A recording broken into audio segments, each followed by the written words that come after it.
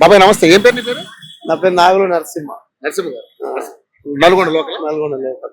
అన్న ఏం లేదన్నా, ఇప్పుడు మరి తెలంగాణ రాష్ట్రం ఏర్పడ్డది, 11 సంవత్సరాలు కంప్లీట్ అయింది. ముందు 10 ఏళ్ళు బీఆర్ఎస్ అధికారంలో ఉంది. సో ఆ గవర్నమెంట్ చూశారు. ఇప్పుడు మళ్ళీ మన 2023లో కాంగ్రెస్ గవర్నమెంట్ అధికారంలోకి వచ్చింది.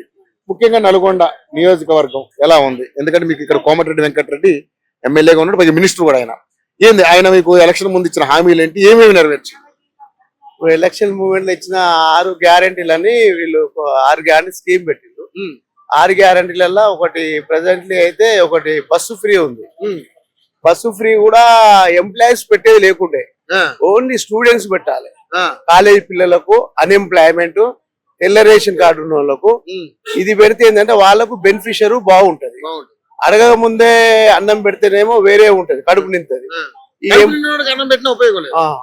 ఇప్పుడు ఆల్రెడీ ఎంప్లాయీస్ కు ఈ బస్ ఫ్రీ అనేది అది కరెక్ట్ కాదు. అది దాన్ని తక్షణమే స్టూడెంట్స్ కు, ఈ అన్ఎంప్లాయ్మెంట్ కు, ప్రతి రేషన్ కార్డు ఉన్న వాళ్ళకు బస్ ఫ్రీ పెడితే దాన్ని కొద్దిగా మంచిగా ఉంటది.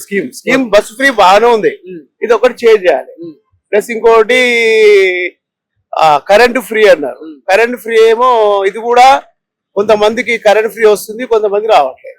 దీని వల్ల కూడా వాళ్ళు ఏంటంటే మేము కరెంట్ ఫ్రీ ఇంతకుముందు 200 కట్టుకున్నాం, 300 కట్టుకున్నాం. తెల్ల రేషన్ కార్డు ఉన్న ప్రతి ఒక్కళ్ళకు కరెంట్ ఫ్రీ ఇస్తే అది కూడా మంచి స్కీమే అన్నారు. కానీ ఇవ్వట్లేదు, కొంతమందికి ఇస్తున్నారు, పర్లేదు. ప్లస్ ఇంకోటి దళిత బంధు లేదు, రైతు బంధు లేదు. ప్లస్ పిల్లలు కూడా విద్య ఒకటి, వైద్య ఒకటి, 2 ఇస్తే మంచి అవకాశం ఉంటది. విద్య ఒకటి, వైద్య ఒకటి కావాలి. ఏ స్కీములు లేకున్నా కానీ ఉచిత స్కీములు ఎవ్వరు అనుకోలేరు. ఒక వైద్య ఒకటి, విద్య ఒకటి ఇస్తే బ్రహ్మాండంగా పిల్లలు అభివృద్ధి రంగంలో అన్ని రంగాలలో డెవలప్మెంట్ అవుతారు. మనుషులకు మనందరికి కూడా బాగుంటది, మనకు కూడా బాగుంటది, మన పిల్లలు కూడా బంగారు పేట వేసినట్టుంటది. ఇదే కాంగ్రెస్ అనేది జాతీయ పార్టీ, మంచిది, చాలా మంచిదే. గాని ఈ వైద్య విద్య ఒకటి, 2 ఇంప్లిమెంట్ చేయాలి. చేస్తుందా మరి? చేస్తుంది. ఇంత ముందు ఉన్న ఆల్టర్నేట్ గురుకులలే ఉన్నాయి, గురుకులాలు కూడా ఏం పెంచలే.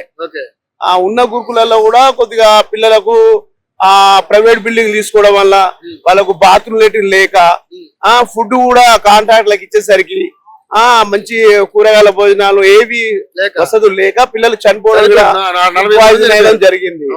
ఇంకోటి ఏంటంటే టీచర్లు రావడము, ఒకటి గవర్నమెంట్ ఫస్ట్ తెలంగాణ గవర్నమెంట్ పెట్టిన నుంచే గురుకులాలు ఉన్నాయి.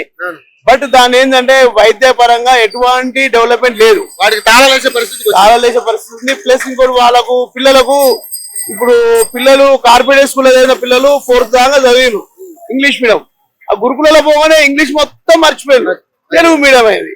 ఈ తెలుగు మీడియంలో పోయేసరికి పిల్లలకు మళ్ళా వైద్యము విద్య కూడా వెనుకబడిపోయిన, కుంటి పడినట్టుంది.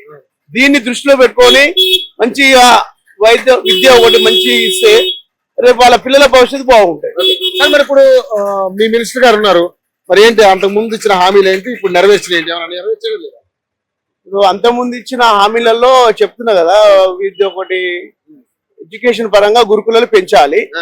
ప్లస్ రేషన్ కార్డు ఒకటి ఇప్పటిదాకా తెలంగాణ గవర్నమెంట్ ఇచ్చి 10 సంవత్సరాలు వాళ్ళు వేయలేదు. మీరు వచ్చి 11 నెలలు అవుతుంది, మీరు కూడా తెలంగాణ గవర్నమెంట్ లో 13 నెలల నుంచి మీరు కూడా రేషన్ కార్డు ఇవ్వలేదు. రేషన్ కార్డు ఇవ్వాలి. రేషన్ కార్డు ఉన్న వాళ్ళ ప్రతి ఒక్క లబ్ధిదారునికి ఆరోగ్యశ్రీ కార్డు అమలు చేయాలి. దీన్ని పక్కదారి పోకుండా ప్రతి ఒక్క కార్యకర్తకు అన్ని వెసులుబాటు ఉండేటట్టు చేస్తే బాగుంటది. ఇంకొకటి విలేజ్లలో కూడా అవేర్నెస్ ఇవ్వాలి పిల్లలకు, చదువు గురించి, వెనుకబడిన కుటుంబాల గురించి, వాళ్ళకు లోన్లు అని. గవర్నమెంట్ ఏం చేయాలంటే గవర్నమెంట్ కాన్సెషన్, బ్యాంక్ కాన్సెషన్ లేకుండా ప్రతి ఒక్క పేద కుటుంబానికి ఒక 5 లక్షల నుంచి 10 లక్షల వరకు లోన్లు ఇస్తే వాళ్ళు వృత్తిపరంగా వాళ్ళు ఒక డెవలప్మెంట్ చేసుకుంటారు. దానివల్ల ఇప్పుడు ఉద్యోగాలు అనేది ఏంటంటే టీఆర్ఎస్ గవర్నమెంట్ ఇచ్చిన ఉద్యోగాలనే మీరు ఇంప్లిమెంట్ చేసి పర్లే, ఓకే. కొత్త ఉద్యోగాలు కూడా ఇవ్వండి మీ గవర్నమెంట్ లో కూడా. ప్లస్ రోడ్లు కూడా ఇంకా చాలా మటుకు హైవే రోడ్లు డెవలప్మెంట్ అయినాయి.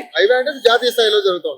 నల్లగొండ మండలాల చుట్టుపక్కల ఉన్న విలేజ్లు మొత్తం మీరు రోడ్లు మంత్రి కాబట్టి మీరు రోడ్లు డెవలప్ చేస్తే నల్లగొండ ఆటోమేటిక్ గా మంచి డెవలప్మెంట్ అభివృద్ధి రంగంలోకి పోతుంది.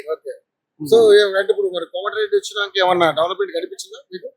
ఇంకా డెవలప్మెంట్ అంటే ఇప్పటి వరకు అయితే రోడ్ల విస్తరణలో ఏం జరగలేదు గురుకుల పథకాలు కూడా అంతంత మాత్రానే. పథకాలలో కూడా అన్ని అంతంత మాత్రమే. ఇప్పుడు ఉన్న పరిస్థితులలో మీరు ఈ 4 సంవత్సరాలలో మీరు చేస్తారని నమ్మకం ఉందా పోనీ? చేస్తారని నమ్మకం. ఎందుకంటే మరి లోటు బడ్జెట్ అంటున్నారుగా, కేసీఆర్ చేసిన అప్పులకే మేము మిత్రులు కడతా ఉన్నాం అంటున్నారు, మరి ఎట్లా చేయగలుగుతారా? ఒకటి మనకు కావాల్సింది గవర్నమెంట్, ఆ గవర్నమెంట్ చేసిన మిత్తిలకు కడుతున్నాం, వడ్డీలు కడుతున్నాం కాదు మనకు కావాల్సింది. మనకు కావాల్సింది అంటే కొత్త రూపకం. 10 సంవత్సరాల తర్వాత మీ గవర్నమెంట్ వచ్చింది కాబట్టి మీరు దీన్ని దృష్టిలో పెట్టుకొని ఇంకొక 5 సంవత్సరాలు పరిపాలించేటట్లు మీరు కొన్ని కొత్త స్కీమ్ తేవాలి. ఉన్న స్కీములు డెవలప్మెంట్ ఇంప్లిమెంట్ చేయాలి. ప్లస్ ప్రతి ఒక్క కార్యకర్తకు అయితేంది, ఓటర్లకు అయితేంది, ప్రతి వాళ్ళకు మంచి ఉపయోగకరంగా ఉండేటట్టుంటే బాగుంటుంది. కలుస్తారా అన్న? వస్తారా ఎప్పుడైనా కోమటిరెడ్డి గారు, వెంకటరెడ్డి? వెంకరెడ్డి గారు వస్తారు, మంత్రి గారు వస్తారు. నల్గొండ చుట్టుపక్కల అభివృద్ధి రంగాలలో పార్టిసిపేట్ శంకుస్థాపనలు అవుతున్నాయి. మంచిగా ఉంది సార్ది. 4 సార్లు గెలిచిండు, 4 తరాలు, ఇది 5వ తరాలు గెలిచిండు. మంచిగా ఉంది. కానీ కొద్ది దాన్ని డెవలప్మెంట్ చేస్తే మళ్ళీ గవర్నమెంట్ వచ్చే అవకాశం మరి స్థానిక సంస్థల ఎన్నికలు వస్తున్నాయి, ఎలా ఉండబోతుంది? ఎవరు గెలిచే అవకాశం? స్థానిక సంస్థలు అంటే ఇప్పుడు పబ్లిక్ ప్రజానాడు ఎట్లుందంటే గవర్నమెంట్ రూలింగ్ గవర్నమెంట్ కాబట్టి స్థానిక సంస్థలు మళ్ళీ కాంగ్రెసే వస్తుంది. ఎంపీటీసీ అయినా, జెడ్పీటీసీ అయినా, కౌన్సిలర్ అయినా కాంగ్రెసే వస్తుంది అవకాశం. ఎందుకంటే ప్రత్యామ్నాయం ఏంటంటే గవర్నమెంట్ రూలింగ్ కాబట్టి వాళ్ళకే మొగ్గు చూపుతారు. గవర్నమెంట్ ఉన్న వాళ్ళకే మొగ్గు చూపితే డెవలప్మెంట్ కోసం అని చేస్తారు. ఇంకోటి ఏంటంటే రేవంత్ రెడ్డి ఒకటి ఏంటంటే ముఖ్యమంత్రి గారు హైడ్రా అనేది ఒక్కటి లేకుంటే బాగుంటుంది. ఈ హైడ్రా చేయడం వల్ల ఏమైతుందంటే మొత్తం కుంటి పడిపోతుంది వ్యవస్థ. రియల్ ఎస్టేట్ మొత్తం పడిపోయింది. రియల్ ఎస్టేట్ పడిపోవడం వల్ల ఏంటంటే ఆర్థిక మాన్యం ఏర్పడ్డది. అంతకుముందు నోట్ల మార్పిడి మోడీ గారు చేసిర్రు.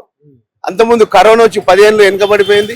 ఇప్పుడు ఈ హైడ్రా వచ్చి మళ్ళీ ఇంకొక 5 సంవత్సరాలు వెనకబడేటట్టుంది. దీన్ని దృష్టిలో పెట్టుకొని అన్ని పథకాలతో పాటు హైడ్రా కూడా స్వచ్ఛందంగా ఎవరు ఉన్నారు, ఎక్కడ ఉన్నది, ఏ సర్వే నెంబర్ లో అనే చేయాలి. కానీ ఈ హైడ్రా వల్ల మాత్రం చాలా రియల్ ఎస్టేట్ మొత్తం పడిపోయింది.